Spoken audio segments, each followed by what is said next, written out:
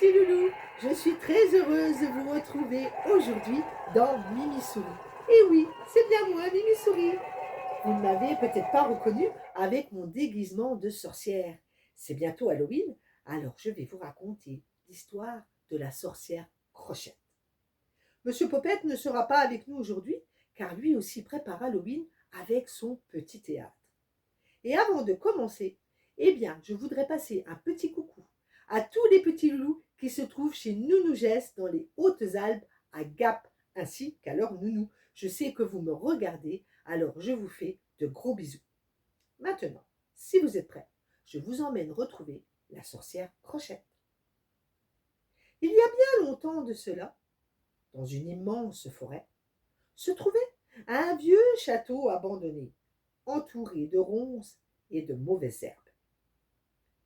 La nuit, on pouvait y entendre des bruits étranges et mystérieux, et personne n'osait jamais s'y aventurer. Les hiboux avaient envahi depuis longtemps la tour du château, tandis qu'une terrifiante sorcière l'habitait. Elle s'appelait Crochette. Elle était très laide, avec son long nez crochu, tout habillée de noir. Elle se promenait toujours avec sa boule mystérieuse, et dès qu'elle la touchait, cette dernière faisait des bruits étranges.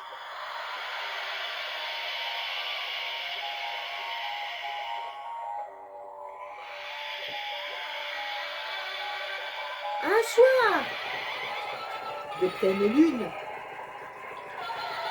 la sorcière Crochette s'adressa à sa boule mystérieuse. C'est bientôt Halloween et je vais pouvoir jeter un sort aux enfants. Donne-moi une potion magique. Alors la boule lui répondit: jette dans ton chaudron magique quelques pattes de scarabée, de la bave de crapaud, 2 yeux de serpent et une larme de chouette, et remue le tout. Une fois sa potion terminée, la sorcière Crochette dit à son livre maudit: donne-moi une formule magique. Les pages du livre se mirent à tourner à une vitesse folle avant de s'arrêter. Voilà la formule qu'il me faut, dit la sorcière Crochette. Le sort en est jeté sur les enfants du monde entier. Je vais tous les transformer. Une fois sa potion terminée, la sorcière Crochette la mit dans un flacon et l'enferma à double tour dans un tiroir secret. Parmi tous les hiboux, il y en avait un qui était très gentil et surtout, il adorait les enfants. Alors, quand il apprit que la sorcière Crochette avait confectionné une potion magique pour leur jeter un sort, il décida de la lui voler et de la remplacer par une autre potion magique. Le soir d'Halloween, la sorcière Crochette prit son flacon et se rendit en ville. Comme elle était déguisée en sorcière et que tout le monde aussi était déguisé, eh bien, personne ne la remarqua. Elle avait à son bras un panier en osier rempli de friandises, et quand elle voyait les enfants, elle leur disait: venez, venez, mes petits chéris, cherchez un bonbon. Alors bien sûr, les enfants, qui ne savaient pas que c'était une vraie sorcière, s'approchaient d'elle et mangeaient ses bonbons. Et la sorcière Crochette attendait patiemment que sa potion magique fasse effet. Mais rien ne se passait. Elle n'y comprenait rien. Alors furieuse, elle rentra dans son château et elle décida d'y goûter elle-même, car il en restait encore un petit peu au fond de son chaudron. Tout à coup, elle se mit à trembler de partout. Elle fut soulevée de terre et jetée violemment contre un mur. De longs poils noirs recouvrirent tout son corps.